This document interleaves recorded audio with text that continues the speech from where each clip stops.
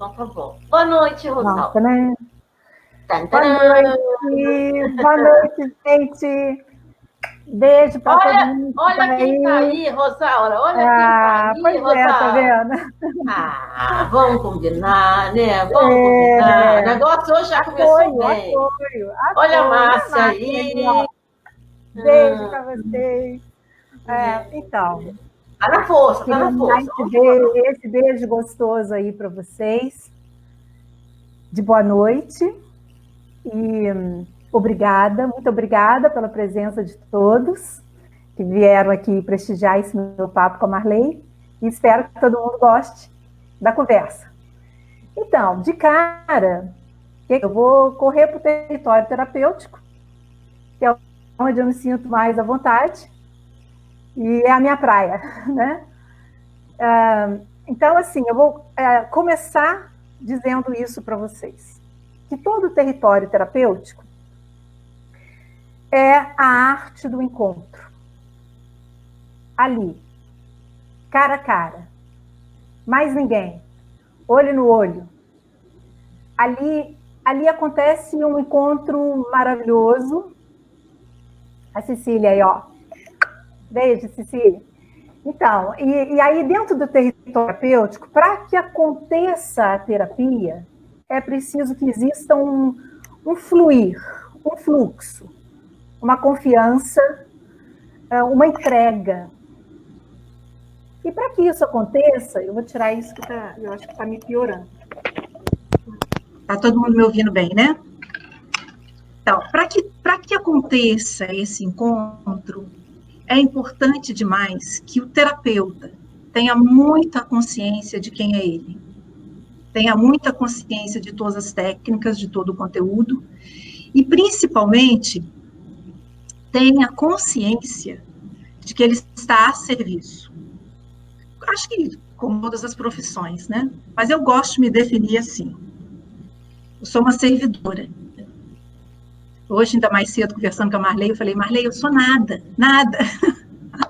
Porque realmente a mágica acontece não porque vem com a gente, mas vem através da gente, né?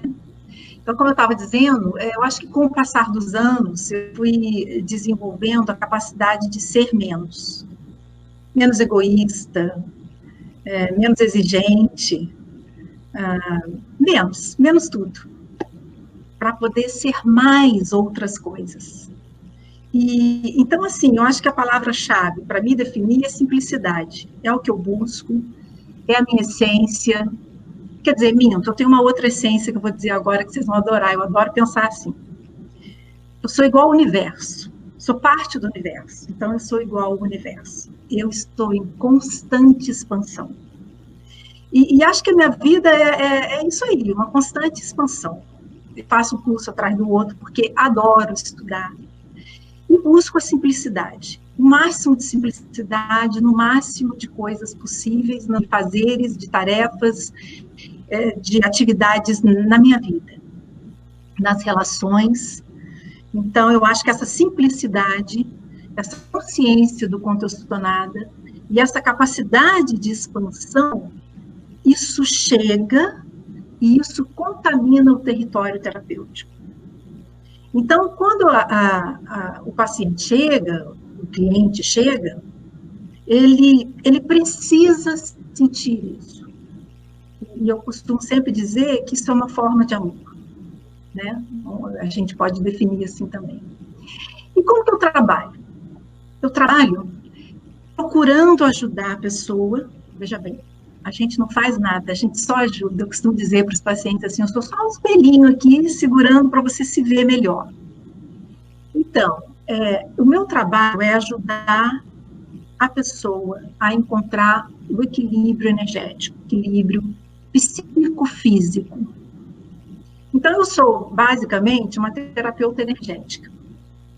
E que essa palavra, ela é tão geral, ela é tão lógica, ela engloba todas as terapias, né? Não tem como. E também gosto de me definir assim, que como eu estudei muitas terapias, e eu vou usando aquilo que a pessoa precisa mais naquele momento, é muito difícil dizer, eu faço isso, eu faço aquilo. fato é que eu vou desde o físico até o mais psíquico possível, né? Só não faço terapia espiritual, não diretamente, né? Porque onde tem amor, a gente está tratando espíritos também. Então eu trabalho assim, às vezes eu sou só um ouvinte. O que eu faço? Eu escuto as vozes da escuridão. Dessa escuridão que às vezes toma a gente, toma o nosso coração, toma o nosso peito. As vozes da dor, do sofrimento, seja físico, seja psicológico, seja problema de relacionamento, seja problema... não importa, né? Importa que é sofrimento. Ninguém está livre, ninguém vai passar pela Terra sem conhecer a dor ou o sofrimento. Então, eu trabalho como ouvinte, principalmente, não só o ouvido físico, mas eu preciso ouvir alguma coisa que a pessoa está me dizendo através daquelas palavras. Então, é uma questão de interpretação o tempo todo também.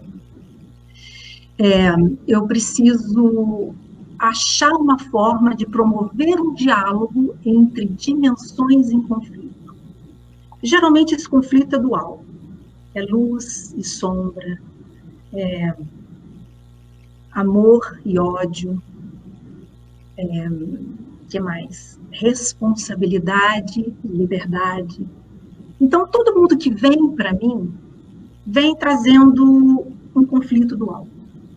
E quando esse conflito dual vira uma guerra, a pessoa entra em pânico, conhece a dor física, conhece o desespero, conhece o sofrimento, conhece a angústia, conhece a baixa autoestima, e vai por aí afora sintomas e nomes de patologias, né?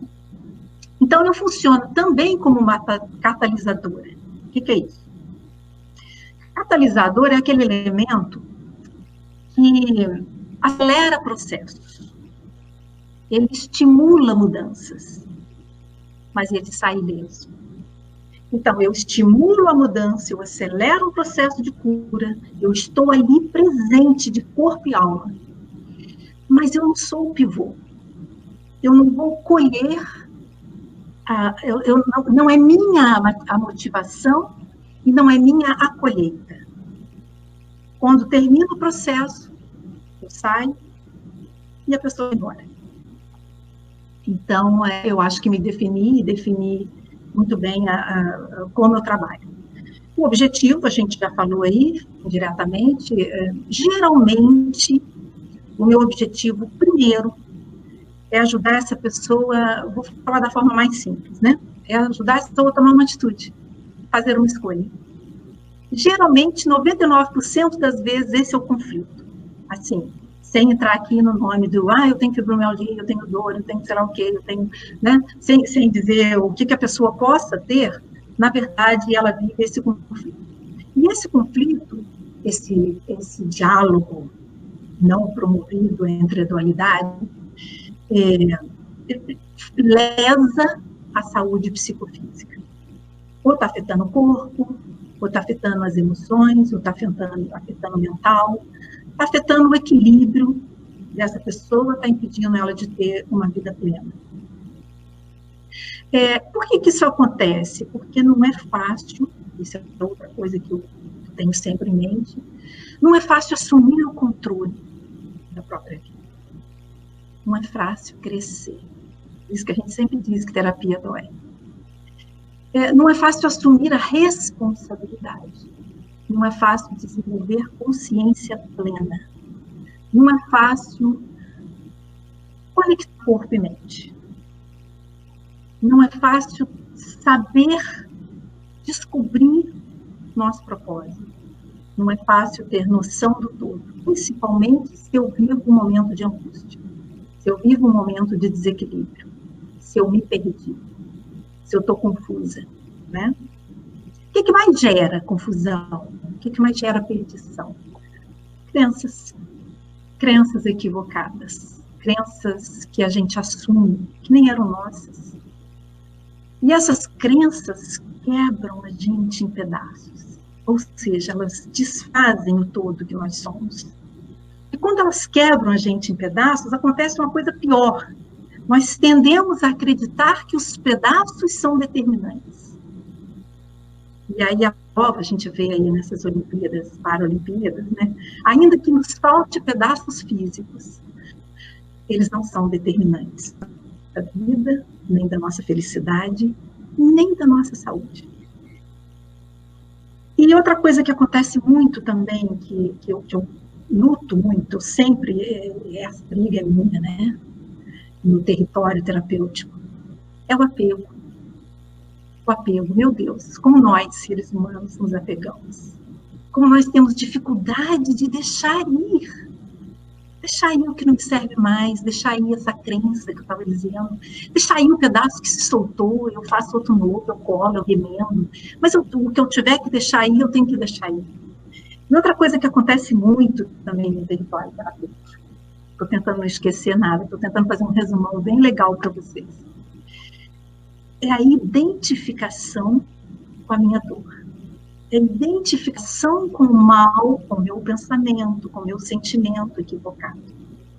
Eu penso uma coisa, eu tenho medo, por exemplo, eu tenho um pensamento de medo. E eu me identifico com isso como se aquele pensamento fosse eu. Eu não sou o meu pensamento, eu não sou o meu sentimento. Eu sou um ser de luz muito mais do que isso. Então, assim, nós temos muitas dimensões, muitas. Mas eu vou simplificar ao máximo. O que eu tenho em mente quando eu trato alguém, né? Quando eu estou ali para cuidar de alguém? Eu tento, a princípio, dividir a minha observação, que é plena, em 3 dimensões. A primeira dimensão é o eu sujeito, o indivíduo, a pessoa, a formação desse ego. Esse indivíduo tem que estar inteiro. Então, a primeira coisa que eu tenho que olhar para ele é a integridade dele. A integridade física, a integridade emocional, a integridade mental, a integridade social, às vezes, a integridade familiar. Então, esse indivíduo, por que eu estou falando isso? Então você já está falando da família. Não, a família está lá na outra dimensão. É porque nós somos as pessoas que nos formam. Nós carregamos todos que nos formam. Nós carregamos cada mestre. Nós carregamos pai e mãe. Nós carregamos que nós amamos. Nós carregamos pessoas que nós odiamos. Nós carregamos tudo. E aí, lembra que eu falei do apego? A gente carrega e não solta de jeito nenhum. Às vezes precisava soltar e a gente não solta. A gente carrega ex, né? Para ficar ali feito fantasma, atormentando, tirando a paz da gente. Então, nessa dimensão, que é a dimensão do sujeito, que é quando eu olho a pessoa, o ser que está ali, que precisa estar íntegro, porque nessa hora, essa integridade é o que vai dar a autoestima, é o que vai dar tudo aquilo que o ser precisa, as suas autorrealizações, realizações mesmo que não sejam autorrealizações, né? Que mais que a gente precisa ter como pessoa? Prazer. E, se eu for entrar em detalhe, a gente não sai daqui hoje. Então o que eu conserto, vamos dizer assim? O que eu ajudo a entrar em equilíbrio quando eu examino essa dimensão do indivíduo? Olha o nome, indivíduo que não se divide. Eu tenho que ajudar essa pessoa a ficar inteira. Então, o que eu olho? Eu olho e ajudo essa pessoa a ter capacidade de agir com autonomia. Porque nós não somos um ser inteiro se nós não agimos com autonomia. E pasmem, tem mãe, tem famílias, tem pais que não criam o filho para autonomia. Tem gente que não sabe agir com autonomia. Então, muitas das vezes, o território terapêutico, consultório, vira o quê? Vira sala de aula. Né? Há uns anos atrás, eu fiz um curso de coaching, e aí vive me pedindo isso. Não faz aí umas aulinhas, umas coisas para ensinar a gente como lidar com essas dinâmicas da vida que exigem tanto da gente e tal. E muitas das vezes o território terapêutico é só isso mesmo. É um debate e um esclarecimento para a pessoa sobre como desenvolver autonomia. Por quê? que isso é tão importante. Porque só sabe fazer escolhas, ser autônomo. Então, se eu não tenho autonomia, eu não sei fazer escolhas. Se eu não sei fazer escolhas, eu vou criar um conflito de dualidade. Vai ser, eu desejo, mas eu não posso. Eu quero ser livre, mas eu tenho as responsabilidades. Eu quero ficar dormindo, mas eu tenho que ir trabalhar. Eu não quero mais esse trabalho, mas eu preciso do salário. E aí, quando a gente entra nessa guerra de dualidade, a gente começa a perder a tal integridade do ser. Quando a gente perde essa paz e essa capacidade de ser um, a gente começa a conhecer a dor, o sofrimento, a ansiedade, a crise de pânico, e todas essas coisas aí da era moderna, que é cada vez pior e cada vez mais. Bem, então até aí, eu estou na primeira dimensão, que é o mundo interno. Então, eu olhei o indivíduo, mundo interno, olhei para ele. E a outra dimensão, se eu estou olhando para o indivíduo, a outra dimensão é o quê? É o outro. Não existe vida sem o outro. Não existe crescimento sem o outro, não existe desenvolvimento sem o outro, não existe nada sem o outro. Então, se eu sou importante, eu tenho que entender que a minha vida, a minha subsistência só existe porque existe o outro. Não vou nem dizer dessa coisa da gente precisar de todo mundo, porque, né, o que seria de mim sem o lixeiro, sem o padeiro, sem o dentista, sem todo mundo, sem o professor, sem... Então, assim, claro que esse outro que eu estou dizendo aqui é, a princípio, um relacionamento direto, mas isso cresce e abrange o coletivo. Então, esse outro é todo mundo, é o todo. Mas o sujeito só tem como saber, o sujeito é aquele que age, ele só tem como agir, ele só tem como expandir o ser que ele é para alcançar o outro, e deste outro alcançado, alcançar o todo, aí a gente vai entrar até no meio ambiente, ele só tem essa maturidade se ele se conhecer primeiro, se ele tiver autoconsciência, se ele tiver autoconhecimento. Sem isso, ele não transcende. Então, a palavra-chave do outro é a transcendência. Se a palavra-chave do indivíduo era autonomia, para que ele pudesse fazer escolhas, não tem como viver sem fazer escolhas. Vai começar de manhã, né? O que eu vou comer no café, que roupa eu vou vestir e tal, a gente faz escolha o tempo todo.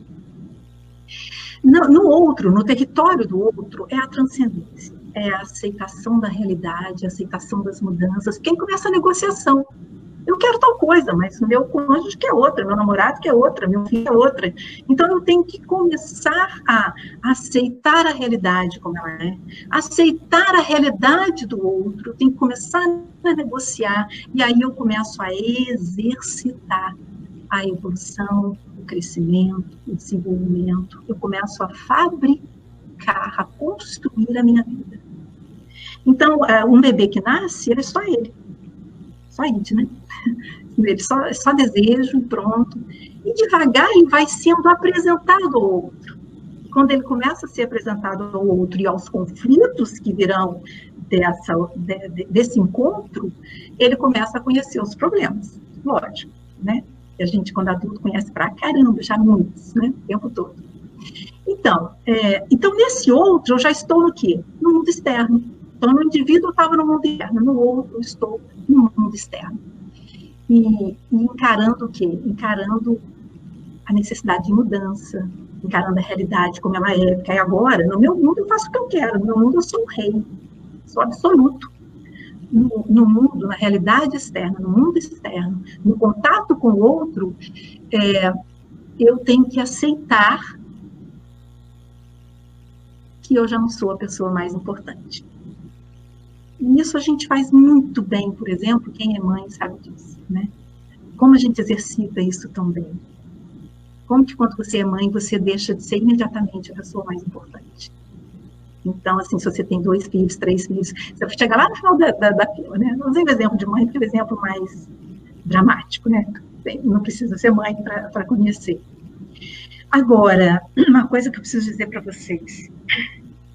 Quando a pessoa tem um conflito num desses mundos, interno ou externo, ou entre eles, aí ela começa a perder a liberdade. porque ela associa que liberdade é uma coisa que está fora dela, fora de controle, ela começa a perder o controle. E também uma coisa que faz perder a liberdade é a reatividade. Essa palavra, gente, está em todo mundo. Como a gente é reativo. Nossa primeira, nunca é aceitação, nossa primeira colocação, é sempre reação, é sempre negação, é sempre agressão, é sempre reagir e nunca aceitar. Está lá na Bíblia, bateu na face, dá outra face. A gente não sabe fazer isso, né? Então, só que quem pratica a reatividade vai conhecer a dor. O que é dor muscular, por exemplo? Reatividade. Se você precisa empurrar uma coisa e de um lado seu não quer empurrar, você vai empurrar e ao mesmo tempo puxar, empurrar e puxar, empurrar e puxar. Você vai conhecer dor muscular. É o tal do conflito que eu falei, da dualidade, né? Então, assim, a reatividade faz isso com a gente. Porque eu preciso fazer, mas não quero fazer. Eu preciso fazer, mas eu não quero fazer. Eu vou conhecer, eu lembrei aqui do exemplo da dor muscular, mas também não vou entrar direto aí, porque senão isso aqui foi uma aula sem fim, né? Então, aí vem a terceira dimensão maravilhosa. Terceira dimensão que eu chamo de arte. Por que eu chamo de arte? Porque a arte é um universo paralelo. A arte é um paraíso, a arte é um ambiente sem lei, mas não na anarquia, não na bagunça, é um ambiente livre, é paraíso. A arte é comunicação. Então, como é que eu faço o indivíduo do mundo interno se comunicar com o mundo externo, com o outro? Com a arte. Por isso que a gente usa a expressão assim, a arte de viver. Porque requer arte. Se você não desenvolver arte, capacidade artística, você só vai sofrer. Não vai ser amado, não vai amar, tudo isso aí, né? Então, a arte, ela é uma porta aberta, ela é um acesso livre aos nossos sentimentos, mais do que sentimentos. A arte é associada diretamente às bênçãos, ao sagrado e ao espírito. Todo mundo que é artista sabe que a inspiração vem através dele, mas não pertence a ele. É um idiota quem pensa que compôs uma música linda. É um idiota quem pensa que toca lindamente um piano. É um idiota quem pensa que pintou um quadro maravilhoso sozinho. Nós somos... É uma canalização, né? Uma forma... É uma bênção. Né? Você é escolhido para fazer aquilo, mas também o artista vai ter suas dores lá de artista, que também gera muito conflito. E gera conflito por quê? Porque é outra dimensão. Então, olha, eu já apresentei para vocês 3 dimensões e aí que eu fico, isso resume toda a minha terapia. O indivíduo, o outro e a arte. Se você não está transitando nessas três dimensões, com o mínimo de propriedade, com o mínimo de autoconsciência, você vai conhecer a dor, você vai conhecer a doença, você vai conhecer o desespero, você vai conhecer o sofrimento, a tristeza. Claro que faz parte da vida, ainda que eu transite por tudo isso com maestria, eu vou conhecer. Só que eu vou conseguir me reequilibrar. Eu vou conseguir achar o meu ponto de equilíbrio novamente. Então, eu acho que eu resumi bem para vocês, assim, como funciona a cabeça de um terapeuta e um resumo de tudo aquilo que eu aprendi a vida toda com diversas terapias, diversos cursos, desde terapias físicas, feita fisioterapia até psicanálise. Então, assim, é por isso que eu não paro de estudar, porque se você para de estudar, você vai perdendo o contato com a conexão da arte. Porque, ao contrário do que as pessoas pensam, a arte não é um abandono nas paixões. A arte é assumir o controle. O pincel não pinta o quadro sozinho, o piano não se toca sozinho, o ator não sobe lá e o corpo dele representa sozinho, o dançarino, o bailarino, ninguém. Ou seja, você precisa estar em equilíbrio, em contato com o mundo, mais do que só o seu mundo interno, contato com o mundo externo, você precisa estar antenado. Por isso que eu falei que era canalização. Então, quando você está antenado, você produz comunicação. Então, para mim, a arte é isso, comunicação. E é por isso que todos nós somos e devemos ser artistas. E os meus pacientes piores são aqueles que estão mais longe dessa dimensão. É aqueles que não conseguem alcançar o que eu quero dizer. Então, quando a pessoa chega e ela tem isso, de certa forma, despertado nela, eu penso, ufa, que alívio. Vai ser mais fácil, né? Porque eu não desisto de ninguém, nunca, nunca. Às vezes não é para você, né? Como também, às vezes, não é para mim naquele momento. Não vou tratar ninguém que chega para mim com febre, não vou tratar ninguém que chega para mim precisando de um atendimento médico. Aí é para isso que a gente também se situa, se estuda para se situar e para poder fazer o melhor atendimento. E o melhor atendimento, às vezes, é identificar que não é para você, não naquele momento. Bem, então, vocês viram aí na propaganda, terapeuta, produtora de experiência. Num dado momento, as crianças cresceram. Num dado momento, as teorias começaram a extrapolar pelas minhas células. E o lado artístico que eu tenho, gigantesco, começou a não se dar por satisfeito de ter que vivenciar sonhos, vivenciar experiências específicas que rondavam o meu mundo, nesse universo paralelo que é a arte, sem que eu pudesse vivenciar. Então, as crianças cresceram, de 2009 a 2013, me parece, 5 anos ininterruptos. Eu pus o pé na estrada. E saí mundo afora mesmo, mochilinha nas costas. Algumas dessas viagens eu fiz com os meus filhos, já adultos, né?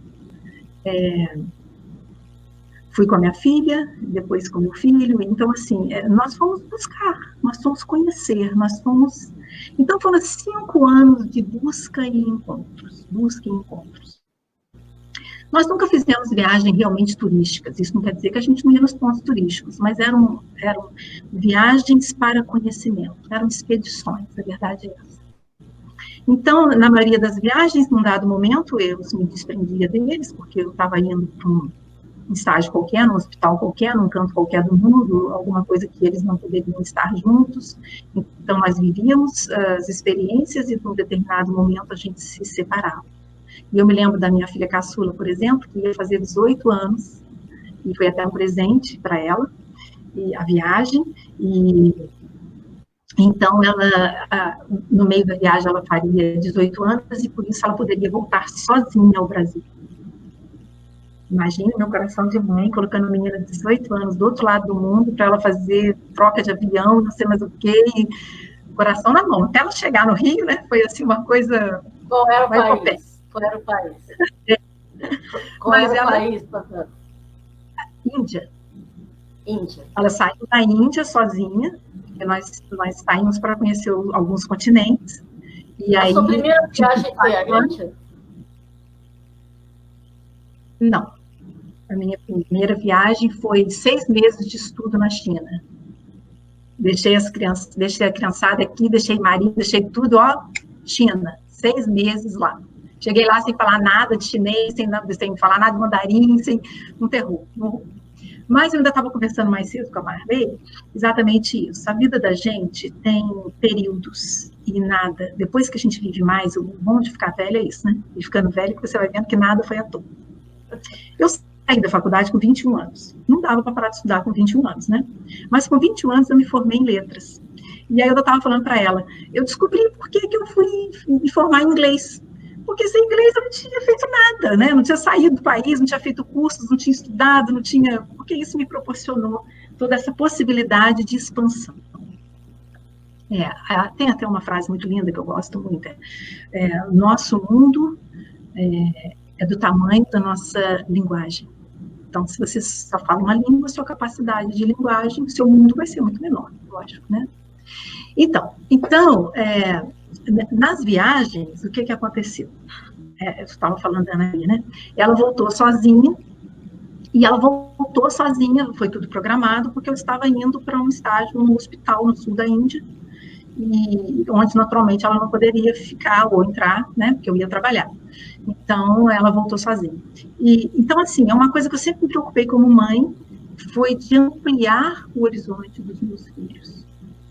Começando com a língua, começando com a possibilidade de alcançar o coletivo, alcançar outras culturas, saber-se diferente e ficar encantado de ver como o mundo é múltiplo, como ele é lindamente diferente. Então, eu me lembro que nós começamos, quando eu fui com a Analia, nós começamos pela Europa. Então, eu falei assim para ela, vai olhando, vai observando. Porque você sai, nós fomos Portugal, Espanha, Paris, entramos no avião, descemos na Índia. Não, fomos à China primeiro, depois que fomos à Índia. Fomos à China primeiro. Então, é outro mundo, é outro universo, é outra realidade, né? São outras realidades completamente diferentes. Não tem melhor, não tem pior. Tem lindamente diferentes.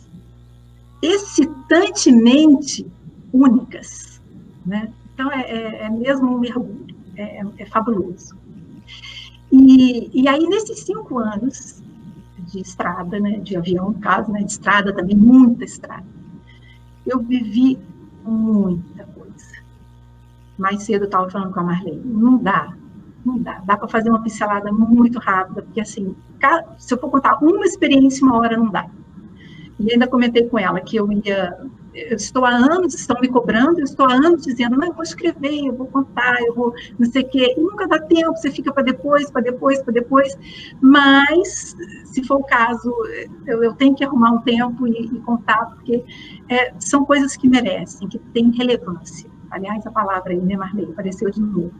Eu ainda falei assim para ela, eu fiquei muito na dúvida se eu vinha para lá, se eu não vinha, porque assim, eu presto muita atenção para fazer coisas que tenham relevância com o meu propósito. Então, o meu propósito não é de forma nenhuma divulgação, de forma nenhuma aparecer, né? Mas assim, a relevância tem que ser aquela coisa que eu estava falando da dimensão. Eu, como indivíduo, não posso ser justificativa para nada, a não ser dentro do meu mundo próprio, né? No mundo interno, lógico, ali eu tenho que batalhar para ser o melhor indivíduo que eu puder ser. Mas, assim, relacionado ao outro, todos os meus atos têm que ter relevância. Isso é desenvolver consciência, isso é desenvolver autoconsciência. E uma das coisas que quem chega para tratamento geralmente tem muito pouco, é exatamente autoconsciência.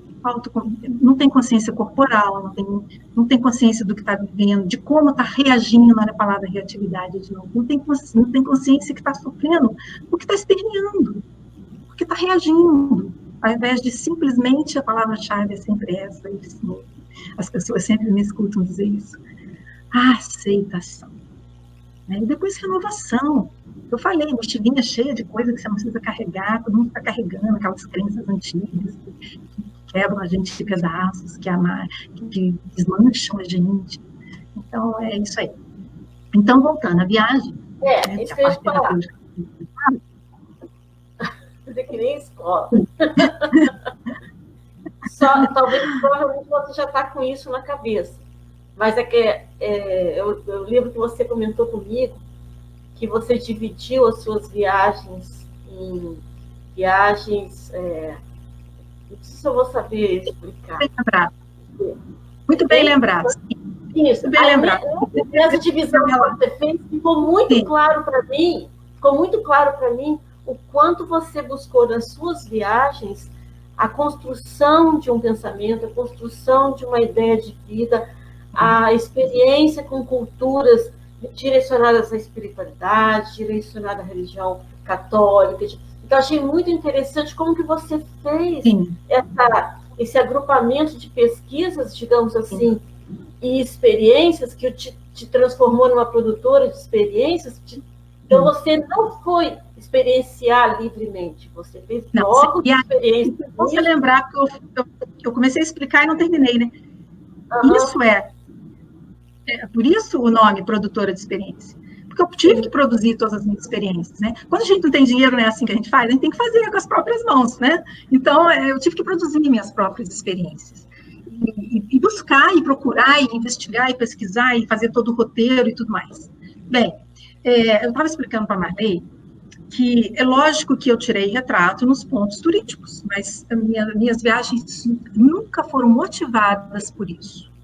As minhas viagens, elas tinham uma lógica de busca, como eu falei, de busca e encontros, busca e encontros. Então, elas eram pesquisas profissionais, e pesquisas filosóficas, históricas, artísticas, que são as coisas que eu curto, que eu gosto, e que me preenche, me completa, e é o que eu busco, é o que me faz, é o que me fez e é o que me faz. Então, por exemplo, eu pesquisei, visitei o máximo de museus que eu pude, né? Porque nas pesquisas culturais. Nas pesquisas culturais. Às vezes, numa mesma viagem, elas não eram... você tinha tudo isso numa mesma viagem por cada país. Então, assim, não dava para ir numa viagem só ver todos os museus, né? Porque seriam muitos países numa única viagem. E, às vezes, não eram todos aqueles países naquele momento. Então... por exemplo, essa coisa do museu. Lá em casa, quando eu era criança, meu pai comprou uma vez para a gente, de presente de Natal, uma coleção de museus. Então, uns livros grandes, assim, com todos os museus do mundo. Gente, meu pai dava presente assim para a gente, livro. Então, assim, eu cresci assim, né? Eu cresci viajando, sonhando, vendo aquelas coisas, né? E línguas diferentes. Então, assim, eu cresci no meio disso. E aí... eu tinha uma vontade muito grande de ver aquelas obras, ainda mais que eu sou uma pintora amadora, né? Assim, amo pintar, é um hobby que me preenche. Então, eu saí pesquisando os museus mais famosos do mundo, e quando eu entro no museu, Jesus, não pode ir ninguém comigo, porque se eu puder, eu durmo lá dentro, eu fico 3 dias seguidos, né? Eu paro diante de uma tela, fico lá 2 horas, quase que em meditação. Então, assim, quem não gosta não pode ir junto de jeito nenhum. Então, eu visitei as obras que eu queria, eu vi o que eu queria, então isso foi bem legal. E também, assim, amo história. Se eu não tivesse feito línguas, eu teria feito história, né? Lá na juventude, né? No primeiro curso. Fiquei na dúvida se faria história. Então, eu pesquisei, eu persegui a história, por exemplo, do Império Romano todo, pela Europa. Então, eu fui nas ruínas, fui acompanhando cada ruína até chegar na Itália. Então, assim, é muito legal quando você vai vendo isso, assim, você lê por prazer, né? A gente estuda, no caso, estuda história por prazer. Então, você vai vendo aqueles lugares, aquelas coisas, e aquilo vai fazendo um sentido fantástico. Por quê? Presta atenção. Nós somos resultado de uma época. Então, assim, lembra que eu falei que a gente carrega quem a gente ama, os pais, a gente carrega todo mundo dentro da gente, né? A gente pensa que a gente é assim, único, é nada, né? Sem contar a quantidade de bactérias que moram no nosso corpo, no nosso intestino, na nossa pele. Nós estamos no universo inteiro, todo habitado, e a gente fica achando que a gente está sozinho. Tem gente que ainda se acha sozinho. Então, fui fazer a piada, esqueci a linha de pensamento aqui.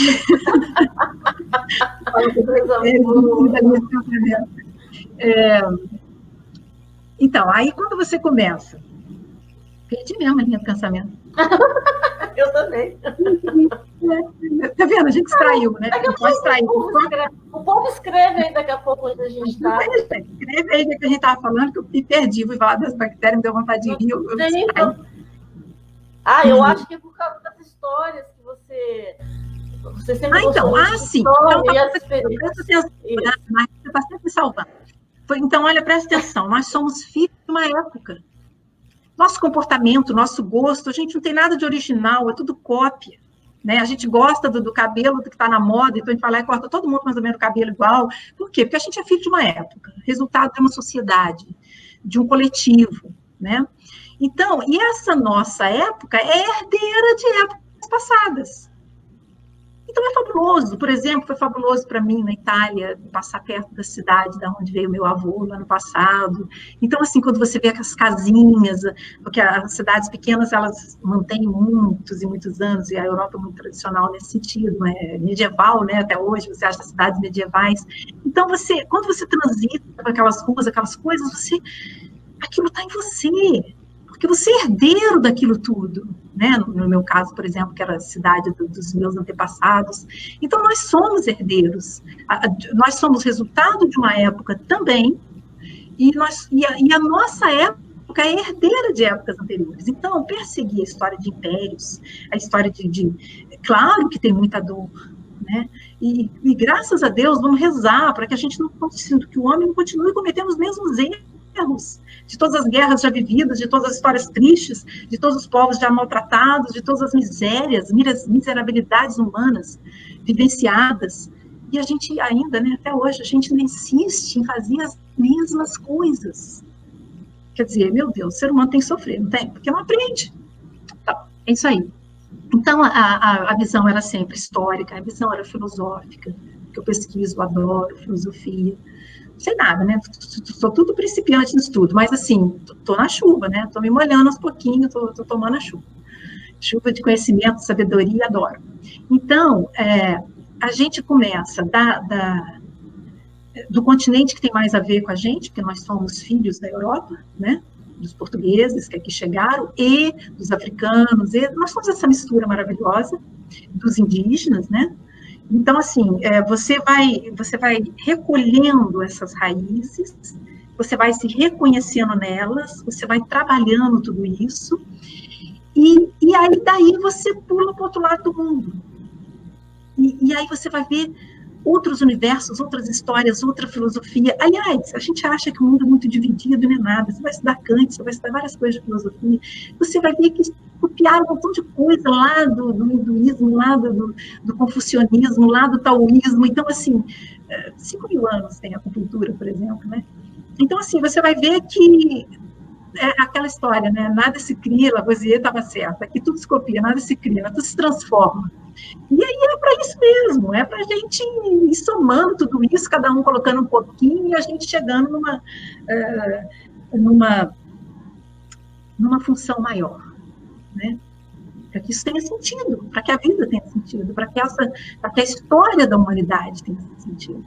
Então, quando a gente viaja, eu amo viajar, porque viajar é essa expansão máxima do outro, do coletivo, da aceitação, do reconhecimento, do amor, do acolhimento daquilo que me é diferente, daquilo que é tão rico, exatamente porque eu olho para mim e não vejo nada daquilo em mim.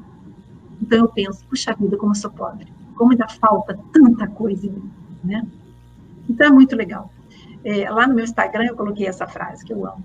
Viajar é um exercício perfeito de expansão, que oferece oportunidades para todas as manifestações do ser. Então, é isso aí, resumiu tudo. Então, por isso, produtora de experiências, né? Por causa das viagens. E, lógico, depois eu acabei produzindo viagens para outras pessoas, com objetivos específicos, conhecimento daquelas pessoas, com as experiências, os lugares que elas precisavam visitar.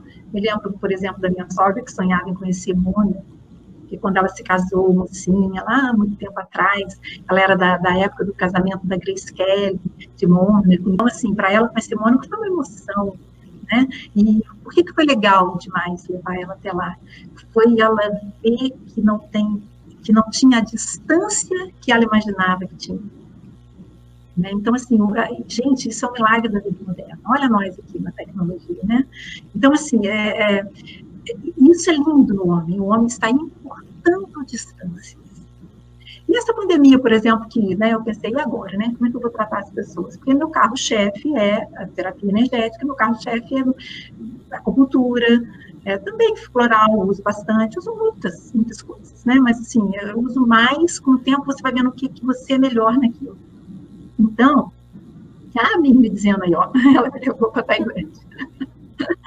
Verdade, Tailândia, amo, adoro. E na Tailândia, vivi aventuras maravilhosas. Atravessei a Tailândia por cima, por Chiang Mai, eu atravessei para o Laos, e aí eu enfrentei uma estrada, tipo aquela estrada norte na Bolívia, e eu falava assim, eu e meu filho, foi numa viagem de mochilão com ele, e a gente olhava e falava assim, o que nós estamos fazendo aqui? Nós vamos morrer. O ônibusinho local, né?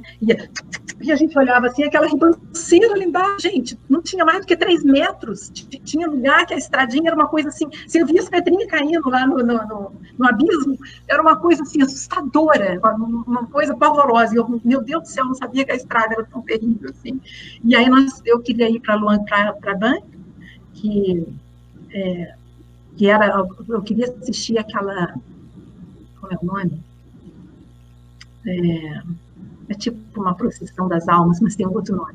Os monges budistas, é famoso, né, assim, tem muito turista que vai para ver, numa prova de extrema humildade, eles acordam 5, 6 horas da manhã e eles vão para a rua. Todos os dias eles só comem o que eles ganham. Eles vão mendigar.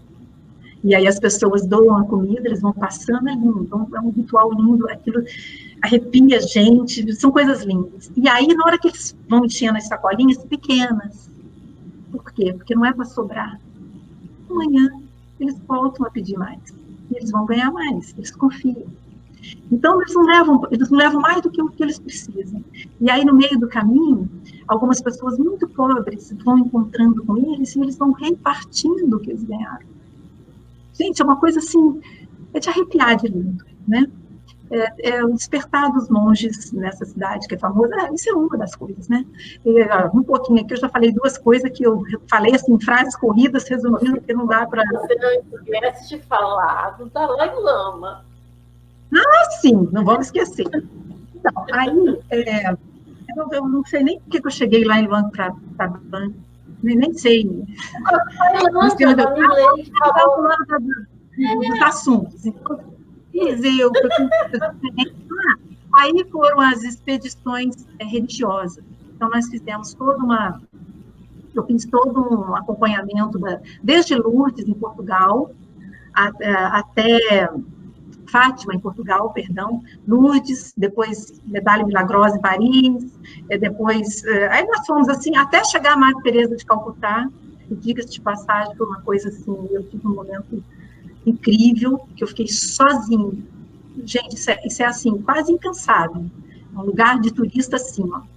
Que aí eu pude entrar no quartinho dela e tal. Não sei o que aconteceu, eu cheguei lá e eu dei essa sorte, e a irmã me deixou entrar, já estava fechando, não ia deixar ninguém entrar, comigo acontecem umas coisas mágicas. Assim. E eu pude fazer uma oração, assim, estive sozinha diante do lugar onde tem o túmulo dela, e depois me levaram para conhecer o quartinho dela, e não é todo dia que abre, é uma visitação controlada e tal.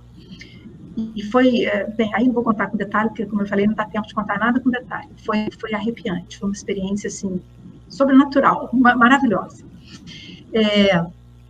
Mas aí, então, eu fiz esse caminho, né, vamos dizer assim, daquilo que seria a religião, o cristianismo, conhecendo toda essa força, toda essa filosofia, toda essa beleza, toda essa arte.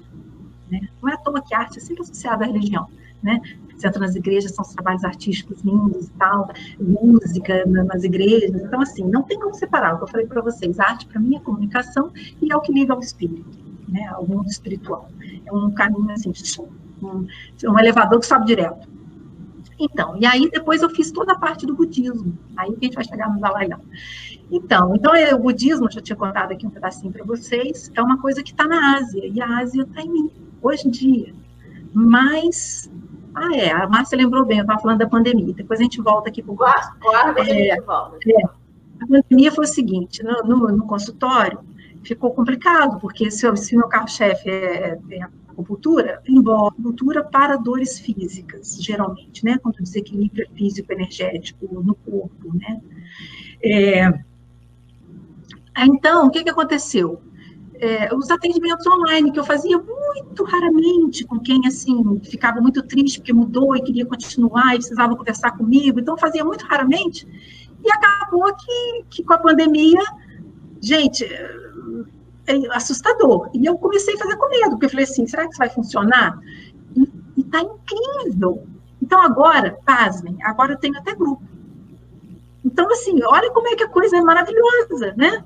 Assim, foi expandindo, e como eu falei, as pessoas agora estão querendo até aulinha, né?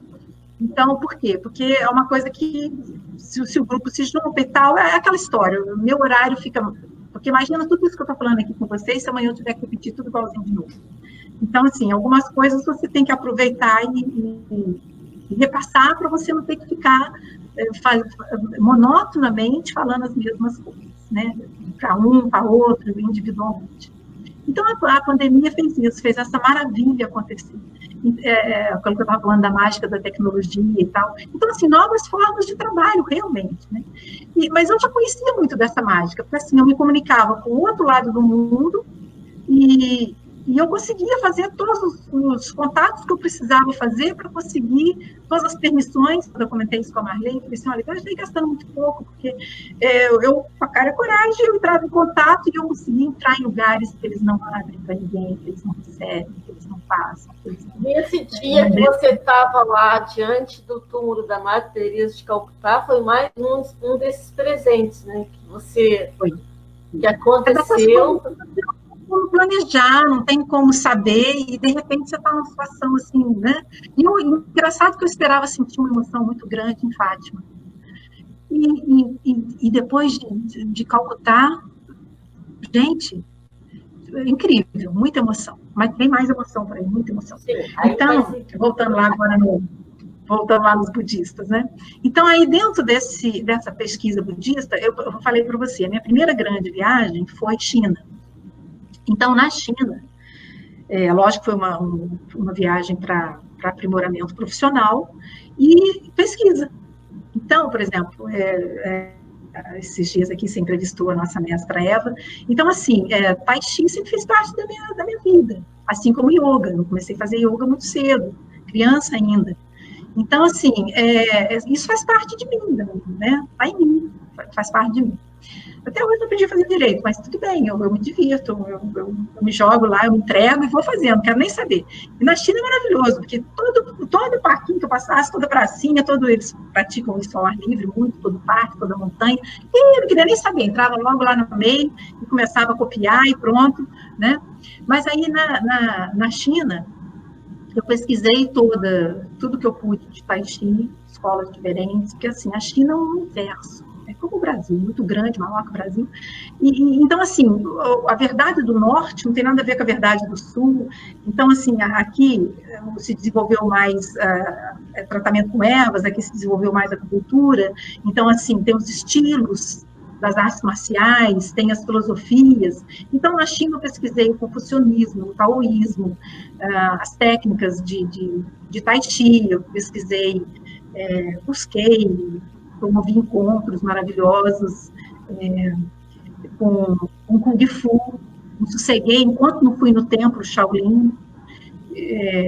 Estava contando para a Marley que, assim, muito difícil, em alguns lugares eu não teria conseguido chegar se não fosse a minha nora chinesa.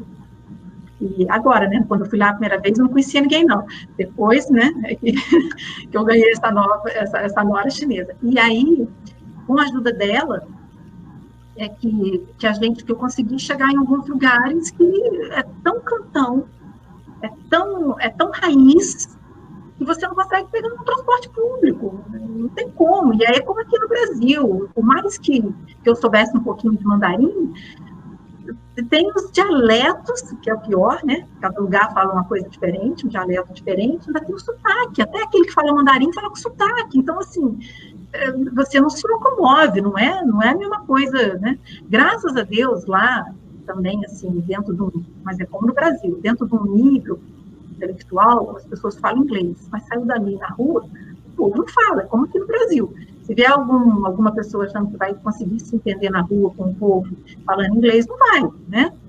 Então, é muito difícil se locomover. E você fica, assim, analfabeto lá, né? Nas grandes cidades, nas cidades maiores, já tem as placas todas em inglês, tudo assim. Mas, de uma maneira geral, no interior, dá assim. Você está analfabeto mesmo, cego, você pode ter uma placa ali, água, você vai morrer de sede, você não, né? graças a Deus, as palavrinhas básicas eu até que aprendi. Então na China você foi mais para especialização em acupuntura? Qual foi na China eu conheço mais primordial. A China eu conheço mais do que o Brasil, porque na China eu fiz 5 anos seguidos. Então, assim, fiquei muito tempo toda vez que eu fui.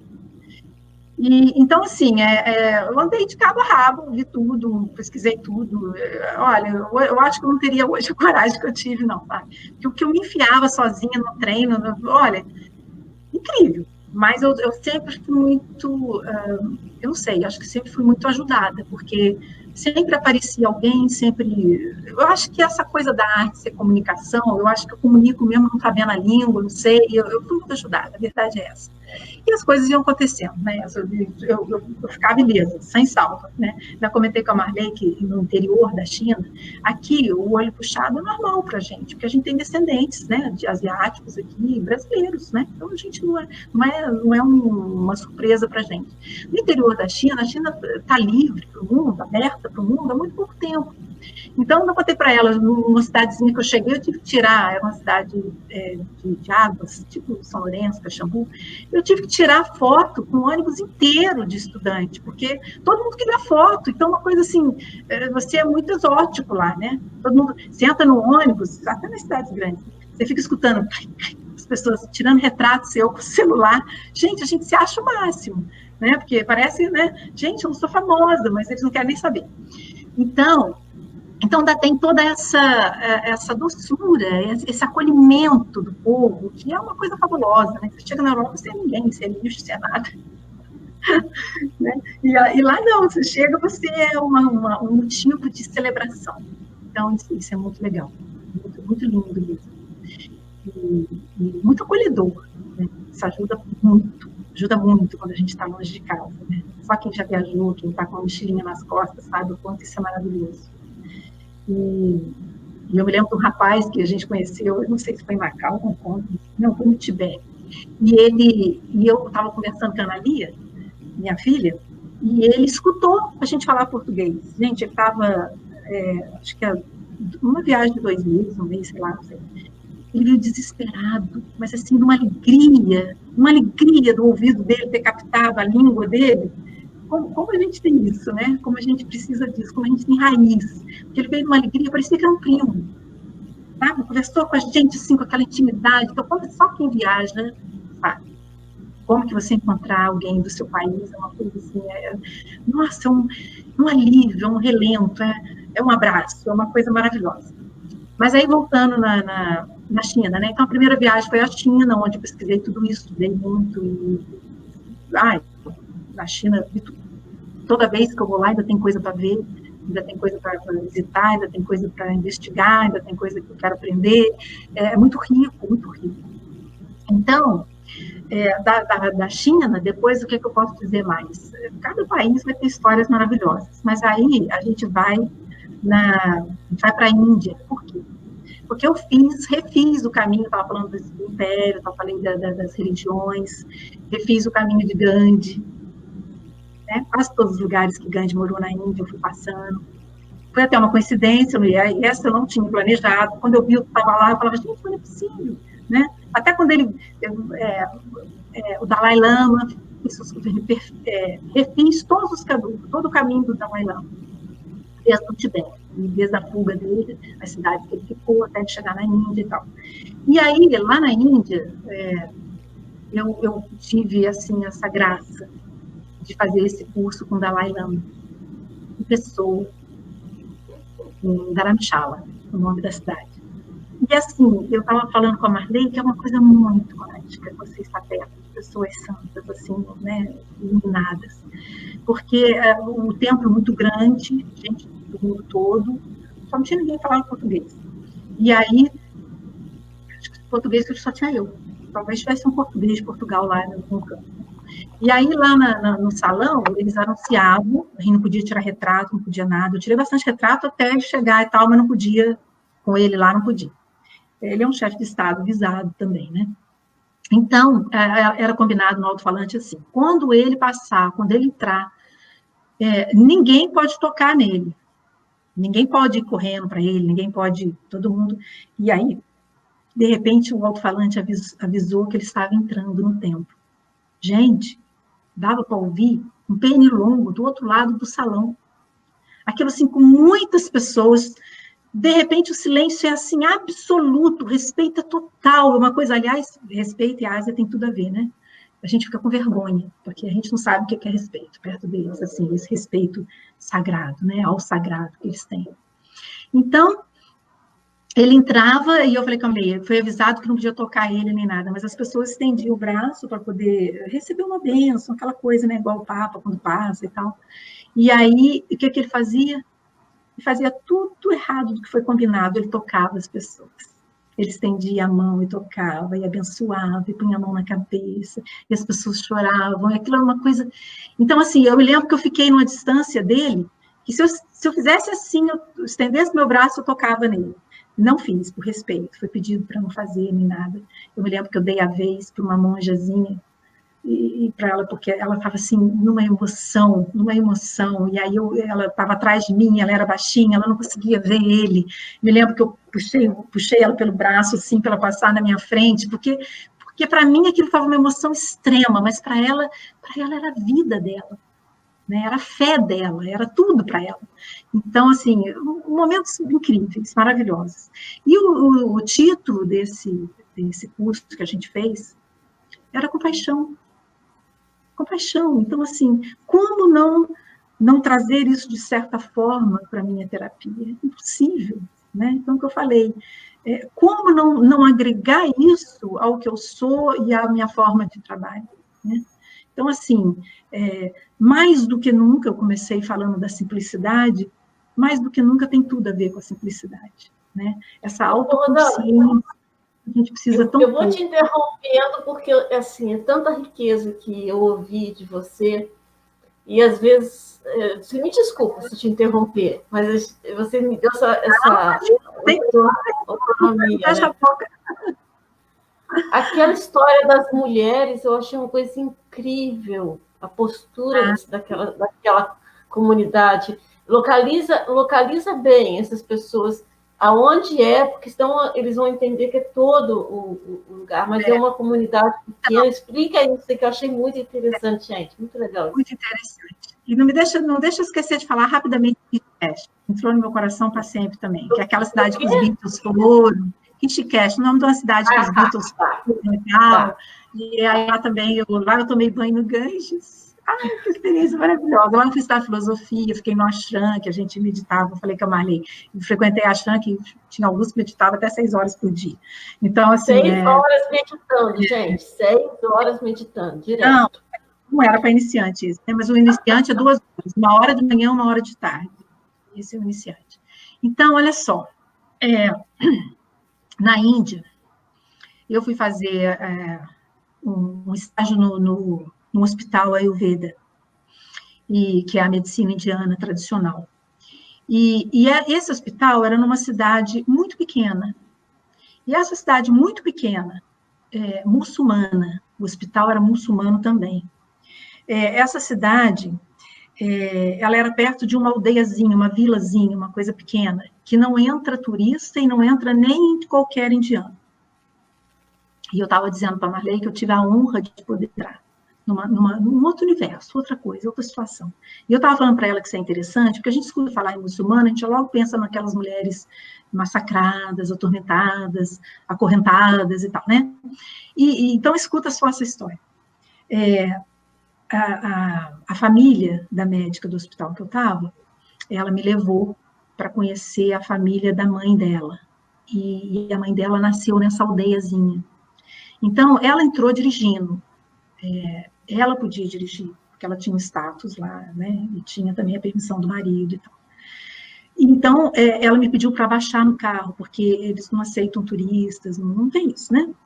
Então, dentro dessa cidade, depois das 10 da noite, a mulher pode sair e fazer o que ela quiser. Depois das 10 da noite, ela é livre. Ela pode fazer o que ela quiser. O que ela quiser. Ninguém vai perguntar, ninguém vai ver, ninguém vai perseguir, ninguém vai... Nada, nada. Eu fiquei encantada com esse domínio do yin. Né? Essa coisa assim, meu Deus, né? Como como a mulher é vista, e aí nesta vila, não é só aí, tá? Existe na Índia, existe em outros lugares do mundo, situações parecidas, perto de Xangai existe também. Nessa aldeia, a matriarca é que manda. Então, dentro do universo muçulmano, existe essa comunidade, né, a perder na história de vista, onde quem manda são as mulheres. Então, a matriarca mora numa casa grande, eu fui para poder conhecer a casa, pena que eu não posso aqui desenhar para vocês entenderem como é que é. E aí, os rapazes servem o chá, os rapazes nos recebem, e as crianças da família pertencem à avó, à matriarca, a mulher mais velha da família, é a matriarca. Ela que manda em todo mundo e em todos. Os homens casam-se e passam a visitar as esposas à noite. Eles vão para casa para dormir. De manhã eles acordam, tomam café e rua. E quando nasce uma criança, não pertence a eles, pertence à família da mulher. Então, assim, é uma coisa... Eu me senti no meio das Amazonas, sei lá, um negócio assim, né? Então, durante o dia, elas saem na rua todas cobertas de véu, de não sei o quê. E eu estava falando para a Marley, assim, que eu nunca estive num lugar, aí já saí da aldeia, voltei para outra lá, cidade do hospital, onde eu me sentisse tão bem, onde eu esqueci que existia espelho. Você não olha no espelho, você não lembra se você está de cabelo penteado ou não, porque ninguém usa nada, ninguém passa um tonzinho, ninguém tira sobrancelha, nada. As mulheres são igual homens, e isso é aceito normal, isso é...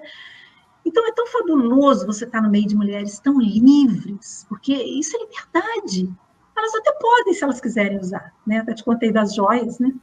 As joias elas usam, elas ganham de casamento e tal, significa muito para elas. E aí falei para a Marley que a gente fazia aquelas farras igual primas, dentro de um quarto, e elas me vestiam, e traziam as joias, e colocavam em mim, tem um montão de foto. E eu de saia, de tudo quanto é jeito, e elas riam, porque eu não conseguia aprender a vestir aqueles negócios de jeito nenhum, ainda mais que tem mais de um jeito. Eu não sabia, elas me ensinaram a diferença. Então, tem um jeito que a muçulmana usa, tem um jeito que a indiana usa. Tudo é sari, mas tem diferenças. Então, assim, essa riqueza cultural é que eu fui buscar. Essa troca humana, essas outras formas de viver. Então, assim, experienciar isso, experimentar isso, estar no meio disso, assim, com total aceitação, e graças a Deus, com muita, muita gratidão, porque eles se abriram, eles me aceitaram, eles me deixaram entrar, eles eram super carinhosos, super. Então, assim, não tinha mais aonde ter amor, não tinha mais aonde ter aceitação, não tinha dentro do hospital, né? Então eu estou falando isso porque assim a gente vê a propaganda e tem a tendência a achar que o muçulmano é assim horrível, né? Falei com a Marley, gente, todos os maridos eram mandados pelas mulheres, elas precisavam da autorização deles para dirigir, para um montão de coisa. Mas, gente, todo mundo mandado pela mulher, as mulheres, inclusive o tom que elas falam, elas dão ordem mesmo. É impressionante, sabe? Elas é que mandam e pronto. E eles obedecem e pronto. Não tem aquela coisa, sabe? Não tem mesmo. E ia falar outra coisa quando eu falei do obedecer. Não, eu vou te interromper, porque eu perguntei para você se esse comportamento, né, que para eles é a cultura deles, embora seja muito particular de uma vila, de uma comunidade, se você tinha observado algum adoecimento no aspecto mental, físico, ou, por exemplo, esse posicionamento do pai, que aqui no Ocidente a gente estuda muito, que às vezes essa falta efetiva do pai, enfim, possa trazer algum distúrbio, algum descontrole. Perguntei se existia uso ou abuso de substâncias, psicoativas. E aí você disse que, ou seja, vive muito bem. Uma coisa para você. Não vi isso. Também eles não bebem, não fumam, não é proibido, você não vê álcool em lugar nenhum, não vê cigarro, não vê. Então, assim, essa limpeza social já existe naturalmente. Então, como é que você vai desejar uma coisa que você não tem mesmo e pronto, né? Você não vê, você não vê o que eu falei, eu esqueci que tinha que pentear cabelo, que tinha. Gente, que bom, sabe? Ninguém, você sabe que você não está sendo medida por isso mais. Ninguém está reparando, ninguém está notando. Agora, tem uma coisa que eu vou voltar lá no começo, quando eu expliquei a forma de terapia. Família é tudo igual. Isso foi uma das coisas assim, que nas minhas andanças do mundo eu fiquei fascinada. Até na Rússia, não sobrou tempo para falar da Rússia, né? Pois é, até lá nós fomos. Então, família é tudo igual em tudo quanto é lugar do mundo. Então, conflitos familiares vão existir, porque isso, eu acho que isso é o homem. Não tem como, né? Esse relacionamento mais íntimo, que é o da família, isso vai gerar conflito. Por quê? Por causa daquilo que eu expliquei, o indivíduo tem que estar bem, se conhecer bem, para que ele possa, através dos processos de arte, que são os processos de cura, chegar na aceitação do outro, na aceitação do coletivo. Então, aí vem o ser humano. Então, aonde tem ser humano, vai existir conflito. Aonde tem ser humano, vai existir conflito de dualidade. Então, assim, é lógico, tanto que o hospital era cheio, né? Lá também tem as doenças, então, assim, claro que vai existir. Mas eu não vi algumas coisas, alguns males sociais. Eu não vi, alguns males sociais eu não vi. Mas também as cidades pequenas do Brasil, talvez você veja essa mesma, como é que eu vou dizer? A gente vê essa mesma atitude, né? A gente vê esse mesmo clima, esse mesmo meio ambiente, essa mesma troca humana, né? Com mais suavidade, com mais compaixão, com mais humanidade, com mais abertura. Mais fechamento também, né? Em alguns aspectos, porque as culturas menores são mais fechadinhas. Agora que eu falei, eu entrei lá naquela história dessa cultura super fechada e me acolheram. Então, assim, fabuloso, lindo. E eu me lembro, assim, das crianças correrem até a esquina para eu poder sair, ver a casa por fora, sabe? Para poder, vamos ver se vem alguém. Então, assim, ninguém ia ser preso, ninguém ia ser morto, mas eles iam ser chamados a atenção, eles iam passar vergonha. E isso, em qualquer lugar do mundo, passar vergonha é horrível, né? E ninguém quer, né? Então, assim, é ruim.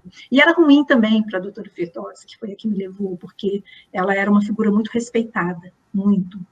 Então, assim, se a figura respeitada comete um erro, então esse erro é pior ainda, né? Então, eu entrei agachadinha, tudo isso porque... Mas ela falou assim, mas não esquenta não, se alguém te ver, não tem problema, eu resolvo. Né? Ninguém ia fazer nada. Eu falei, mas vão fazer o que comigo? Ela falou, não vão fazer nada com você, não se preocupe. Eu falei, só falta me lixar aqui, me prender. Passei por situações bem assim, difíceis também em alguns lugares do mundo, alguns aspectos, né? Eu e a Anali andando nas praias na Índia, nas praias em Goa. Jesus, quando nós olhamos, tinha 100 homens andando atrás da gente. A gente não estava de biquíni, não, gente. Estava de maiô, não, nós não somos doidas. Estava vestidinha, direitinho. Mas existem essas coisas perigosas por lá e tal, né? Então, assim, realmente você tem que estudar, você tem que conhecer, você não aconselho ninguém a viajar sem muita pesquisa, porque senão você é como aqui. Imagina um turista chegar aqui, legal, vou lá conhecer a favela. Quer dizer, claro que não é assim, né? Mas olha, eu passei muito medo em Nova York, tá? Numa calçada, e eu levei muito susto, porque como brasileiro, a gente não tem medo das pessoas. No Brasil, a gente não tem medo de negro, a gente não tem medo da pessoa que tem a pele diferente da sua, a cor de pele diferente. A gente tem, lógico, a gente tem preconceito, a gente sabe disso, a gente não é inocente, mas a gente convive com mais harmonia. A gente tem medo no Brasil, o nosso medo vem do terror social, né? Então, assim, pode ser lourinho, pode ser o que for, que você vai ter medo, porque o cara vai estar armado do mesmo jeito, o cara é mau do mesmo jeito, né? Então, assim, mas eu me lembro que em Nova York, por exemplo, andando numa rua, eu vi 2 negros enormes, altos, com umas capas grandes, assim, porque estava inverno, e eles vinham andando assim, e eu subi na rua, quando eu olhei assim, aqueles 2 deuses negros, né? Os deuses de ébano, né? Como é que é? Da marrom, né? E aí vinha descendo aqueles homens lindos, eu olhei e pensei assim, gente, 2 modelos, né? Porque no Brasil a gente aprecia, né? E assim, não importa se é de outra raça e tal. E aí eu me lembro que eu vinha na calçada, assim, até meio, né, assim, né, olhando aqueles 2 homens lindos passando, e quando eles passaram perto de mim, conforme eles foram se aproximando, eu fui sentindo medo. Medo. Gente, sabe o que é isso? Eu nunca vi aqueles homens na vida, eles nunca me viram. E eu senti medo, porque eles exalaram isso, eles olharam para mim com ódio. por que se eles nunca me viram? Era porque eu era branca? Quer dizer, que isso, que absurdo. No Brasil não chegamos a esse ponto, graças a Deus, né? Não, pelo menos não no universo que eu transito, né? Então, assim, aí foi muito terrível isso, foi muito cruel, porque eu estava pensando bem deles, eu estava achando eles bonitos, e aí quando eles passaram por mim, eles não abriram espaço. E aí eu vi que se eu não saísse da frente, eles iam bater em mim e me jogar no chão. Uma coisa assim, agressiva, uma coisa horrível. Aí eu saí depressa da frente, assim, que eles eram homens enormes, e eles passaram assim, e eu vou com Deus, né? Que Deus cuide, proteja vocês, e pronto. E pensei, poxa, imagina se eu tivesse achado eles feios. Né? Não achei feio, imagina, né? Às vezes então, amenizou por isso, né? Mas já, então, assim, então vocês vejam, isso foi em Nova York. E na Ásia, não acontece. Eu andei a China inteira, chegando 11 horas da noite, meia-noite, carregando dinheiro, passaporte. Eu ia para o campus da faculdade, descia do metrô, passava por uma nem ninguém, entrava no campus da faculdade com pouca luz para economizar lâmpada. Ninguém tinha medo. No começo, quando cheguei, eu assustei muito. Eu falei, gente, mas não é perigoso? De forma nenhuma, de jeito nenhum, não sei o que e tal. Depois eu aprendi que lá, aí com o estrangeiro, é que eles não mexem mesmo. Né? Então, assim, gente, você está em outras culturas que eles não conhecem os medos que nós brasileiros conhecemos. Então, é fabuloso, né? Tem hora que dá vontade de mudar para lá. Não é à toa que meu filho está lá, né, já há muitos anos, 8 anos, e não pensa em voltar tão cedo.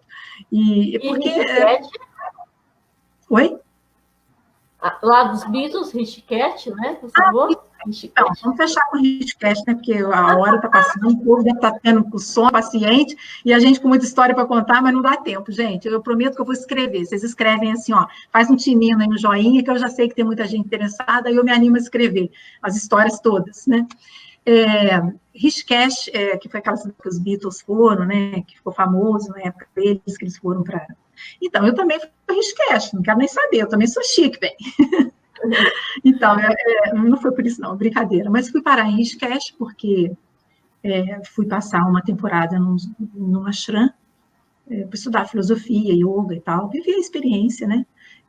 Lá eu comi comida oferecida no templo, sentadinha no chão, então, assim, vivi coisas incríveis que... E foi lá que eu tomei banho no Ganges, na nascente ali, né, quando ele desce com água limpinha, porque lá em Varanasi, euzinha, de jeito nenhum que eu entrava naquela água. Eu tenho umas fotos, né, lá não dá não. Mas quando ele nasce lá em cima, nas montanhas, ele nasce transparente, uma coisa linda. E aí foi lá que eu fui tomar meu banhozinho no Ganges, porque dizem que tem que tomar banho no Ganges, né, E então aí eu fui tomar meu banho lá em Rishikesh, foi muito legal. E mais as experiências, né, vividas lá. Então, é isso aí, são muitas histórias, muitas experiências vividas, eu espero continuar produzindo muitas experiências, não só para mim, mas para as pessoas. A pandemia atrapalhou alguns projetos que eu tinha, e não sei o que vai ser no futuro, eu estava já estudando algumas propostas, e aí veio a pandemia, acabou tudo, entrou tudo no congelamento, né, e no isolamento, né, e nem eu saí de casa mais, fui a lugar nenhum, estou aproveitando para fazer outras coisas, né? E cuidar de outros aspectos, de outras dimensões do ser, né? Mas em breve estarei de novo com o pezinho na estrada, viajando de novo. Olha só, não sei, não consigo levar as pessoas para as mesmas experiências, porque tem lugares que eu consegui entrar, porque eu era uma, não se entra em grupo, não tem esse oba-oba, né? Não tem essa possibilidade. Fiquei devendo um monte de favor, porque um montão de gente conseguiu um monte de coisa para mim, e que não é normal que as pessoas consigam, são exceções que foram abrindo. Então, eu devo muito a grandes amigos que eu tenho na Índia, gente, assim, do coração, gente, assim, minha parente, sabe? Agora é parente. Na Índia, na China, agora eu tenho parente mesmo, né? Inclusive, tem um neto chinês. Tem um neto chinês agora, né? No começo das minhas viagens, não, mas agora eu tenho um neto chinês. Então, assim, eu tenho parente de verdade. E muitos, milhões de amigos esparramados por esses lugares todos que eu perambulei por aí, e se Deus quiser, ainda terei a chance de perambular mais, estudando, pesquisando, aprendendo, trocando, me melhorando, né? Tentando ser o melhor ser humano que eu posso ser, para não desperdiçar a grande aventura que é viver, né? Então, olha só, algumas pessoas já estão dando joinha, concordando que você deve escrever as suas experiências. Isso aí, vocês podem colocar, tá, gente? Se vocês acham interessante que a Rosaura escreva essas coisas, eu disse para ela, tem que escrever, Rosaura. A gente tem que compartilhar. Eu sei que às vezes não é o foco de estar se expondo demais, mas são riquezas, são experiências de vida que são únicas e nem todo mundo consegue. E se a gente não consegue viajar, como a Rosaura viajou e ainda vai viajar, que ela possa compartilhar essas trilhazinhas. Né? Eu acho que tem umas trilhazinhas, tem uns caminhos que a gente diz assim, olha, isso aqui é legal, vai por aqui que é legal, ou pelo menos pesquisa sobre isso que é bacana. Então, se vocês acharem que a Rosaura deve escrever, pode colocar o joinha e... Aí me anima, né, gente? Senão, você tem que ter tempo para sentar e fazer isso, né? Tem que escrever sim. E eu acho também que uma coisa que é legal a gente divulgar é que a Rosaura não é muito de rede social, é difícil vocês acharem ela, assim, fazendo coisas nas redes. Não dá tempo, né? Não dá tempo, mas dá para achar ela no Instagram, né, Rosaura? E aí, se precisar de passar alguma mensagem, tem alguma coisa... produtora de experiência. Como é que é? Rosaura Camargo, produtora de experiência. Tem uma página aqui no Facebook também, né? Então já tem a gente aí no hashtag Queremos Livro. Eu acho que realmente estamos te dando força. A Márcia também aí, ó. Tá? Todo mundo querendo que você escreva. Escreve sim, Rosaura, escreve sim. Então, olha, eu queria só dizer para vocês assim, ó, preste bem atenção. Essa pessoinha aí, então, faz um trabalho diferenciado. Não sei, não tem nem como dizer o que você faz, Rosaura, porque quando você disse para mim, e disse aí, que nas suas viagens algo acontecia, quando você via, você já estava lá, e tudo te facilitava para aquilo acontecer. Eu sempre vejo assim, esses seres que vêm na Terra com essa luz além, com esse amor além da conta, que se expande além da família, que se expande além dos filhos, e que a gente precisa tanto disso, Rosaura. Então, essa pequena exposição que, graças você aceitou, porque não é toda pessoa que aceita, que não tem muito essa facilidade. Era você, Marley. Isso aí, eu precisava expor mesmo você, eu precisava expor o que essa terapeuta, o que foi você e é na minha vida, e quantos benefícios já trouxe para pessoas próximas de mim, e na acupuntura, na terapia. Eu sempre falei que você é meio bruxinha, e a gente senta para conversar contigo, assim, você alcança coisas assim além da conta, e agora está estudando psicoterapia, essa mulher não para, gente. Então, está entregue para vocês, está entregue para a vida, está entregue para a mídia. Agora eu não quero nem saber, vai para o YouTube, todo mundo vai ver, eu não quero nem saber.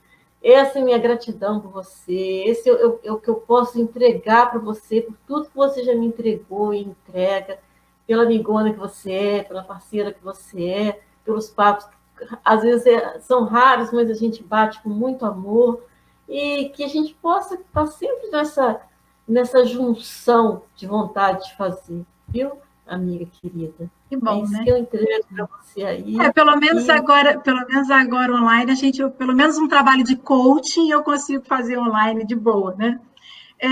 Fechando tudo que você falou, eu estou aqui derretida, né? Porque tanta declaração de amor, eu fiquei, ai meu Deus, está me levantando, tá uma energia boa demais. Só fechando o que você falou em iluminação, e me veio aqui essa ideia, né? Esse toque. É o destino de todos nós. Então, assim, nós somos um. E o que aconteceu com os nossos mestres, que a gente copia, segue, né? Não importa, cada cultura vai ter os seus, né? O nosso futuro, o nosso destino, como ser de luz, é a iluminação. Isso não tem a menor dúvida. E a iluminação está diretamente relacionada ao coração. Por isso que eu falo tanto da dimensão arte, né? E para chegar lá, primeira coisa, é o desenvolvimento da autoconsciência, da consciência. Por isso que eu trabalho para a consciência. Então, as histórias de viagem, elas, a relevância de colocar isso para as pessoas, de contar isso para as pessoas, é apenas essa: expandir a consciência, fazer com que as pessoas entendam, saiam um pouco delas próprias, né? Então, essa expansão da consciência, ela leva ao amor, e o amor leva à iluminação. É isso aí. Coisa linda. Vou te entregar uma música, então, para a gente encerrando. Aí é um presentinho meu. Olha só, obrigado a todo mundo que está aí presente, gasta um tempinho com a gente, assistindo. Beijinho de todo o coração em cada um de vocês. E vamos lá, som na caixa. Vamos lá, presente, gente, vou ganhar uma música.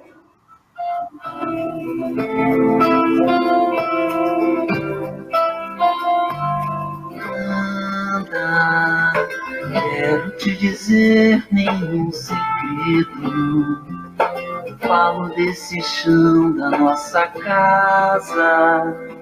Vem que tá na hora de arrumar. Limpo, quero viver mais 200 anos. Quero não ferir meu semelhante. Nem por isso quero me ferir. Vamos precisar de todo mundo pra banir do mundo a opressão, para construir a vida nova. Vamos precisar de muito amor. A felicidade mora ao lado, e quem não é tolo pode ver a paz na terra, amor. O pé na terra, a paz na terra, amor. O sal da terra, és o mais bonito dos planetas. Estão te maltratando por dinheiro. Tu que és a nave, nossa irmã. Canta, leva tua vida em harmonia e nos alimenta com teus frutos. Tu que és doação. Vamos precisar de todo mundo. Um mais um é sempre mais que dois. Pra melhor juntar as nossas forças, é só repartir melhor o pão. Recriar o paraíso agora, para merecer quem vem depois. Deixa nascer o amor, deixa fluir o amor, deixa crescer o amor, deixa viver o amor. O sal da terra, o sal da terra. Pai nosso que está no céu, santificado seja o vosso nome. Venha a nós o vosso reino. Seja feita a vossa vontade, assim seja no céu. O pão nosso de cada dia nos dai hoje. Perdoai-nos nossas ofensas, assim como nós perdoamos a quem nos tem ofendido. Não nos deixeis cair em tentação, mas livrai-nos do mal. Amém.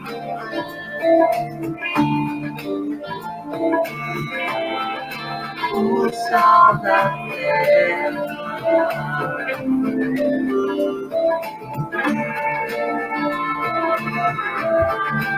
a paz na terra.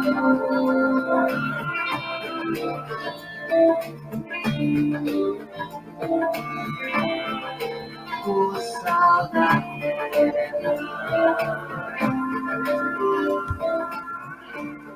Vamos precisar de todo mundo, de todos vocês que estiveram aí, gente. A gente precisa de todos vocês, muito mais. Cada vez que a gente passa por uma situação como essa de pandemia, a gente precisa muito de todos vocês. Então, o que a gente está fazendo aqui é unir forças, unir sabedoria, unir corações amorosos. A gente sabe que tem muita coisa ainda pela frente, a gente sabe que a gente vai passar. Então, enquanto a gente ainda está aqui de pé, ainda está raciocinando, ainda está vibrando pelo bem do coletivo, que a gente possa se unir. Todas as pessoas que estiveram aqui hoje, estão sempre com a gente nas lives, e é isso aí. A Rosala falou assim: Marlene, eu não quero exposição, eu não quero propaganda, não estamos fazendo propaganda de nada, a não ser a propaganda de amorosidade, de abraçar todo mundo, de falar sobre compaixão, como você foi lá fazer o curso do Dalai Lama. Então é isso, gente, que as nossas lives, essas mensagens que ficam aí, sejam para multiplicar essa corrente de conhecimento de si mesmo, para que a gente possa dar conta do que vem nesse planeta, do que vem para nós. Nós não estamos aqui à toa. A gente não está nesse bate-papo à toa. Essas pessoas que estão por nós não estão à toa, porque realmente vamos precisar de todo mundo. A gente sabe disso. A gente está olhando o que está acontecendo. Não é brincadeira. Então, que a gente possa se fortalecer nisso aí, gente. Um segura na mão do outro, um liga para o outro, não fica ninguém sozinho no sufoco, na depressão, e a gente se ajuda. Rosaura, muito, muito, muito obrigada. Muito obrigada. Que Deus abençoe seu trabalho, sua vida. Obrigada a vocês todos. Tá, meu amor. Beijo a todos vocês. A gente pode ir, então, né? Obrigada, gente. Obrigada.